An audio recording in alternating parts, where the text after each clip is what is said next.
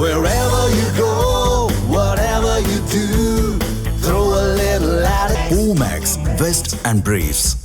தாம்பரம் அருகே அரசு நில ஆக்கிரமிப்பை அகற்ற வந்த அதிகாரிகள் மீது திமுக ஊராட்சி மன்ற தலைவரின் உறவினர்கள் கற்கள் வீசி தாக்குதல் நடத்தியுள்ளனர். அகரம் தென் பகுதியில் அரசு நிலத்தை ஆக்கிரமித்து வீடுகள் மற்றும் கடைகள் கட்டப்பட்டிருப்பதாக சமூக ஆர்வலர் சந்தானம் என்பவர் நீதிமன்றத்தில் வழக்கு தொடர்ந்தார். இந்த வழக்கை விசாரித்த நீதிமன்றம் ஆக்கிரமிப்புகளை உடனடியாக இடித்து அகற்ற உத்தரவிட்டது.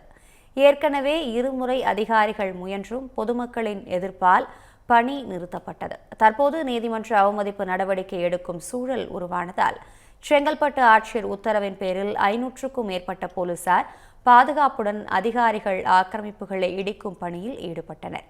அப்போது அகரம் தென் திமுக ஊராட்சி மன்ற தலைவர் ஜெகதீஸ்வரன் என்பவரது வீட்டை இடிக்க அதிகாரிகள் முற்பட்டபோது அவரது உறவினர்கள் கடும் எதிர்ப்பு தெரிவித்தனர். அப்போது வீட்டின் 3வது தளத்தில் நின்று கொண்டு தரைத்தளத்தில் நின்றிருந்த போலீசார் மீது கற்களையும் குப்பைகளையும் தீயிட்டு வீசினர். மேலும் பெட்ரோல் ஊற்றி தற்கொலை செய்து கொள்வோம் என மிரட்டல் விடுத்ததால் அதிகாரிகள் திணறினர்.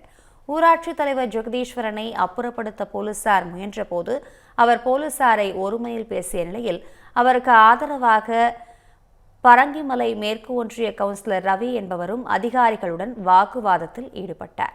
இந்த சம்பவத்தின் போது ஜெகதீஸ்வரனின் ஆதரவாளர்கள், அமைச்சர்கள் மற்றும் எம்எல்ஏக்களை தரக்குறைவாக வார்த்தைகளால் விமர்சித்து பேசிய வீடியோ சமூக வலைதளங்களில் வெளியாகியுள்ளது.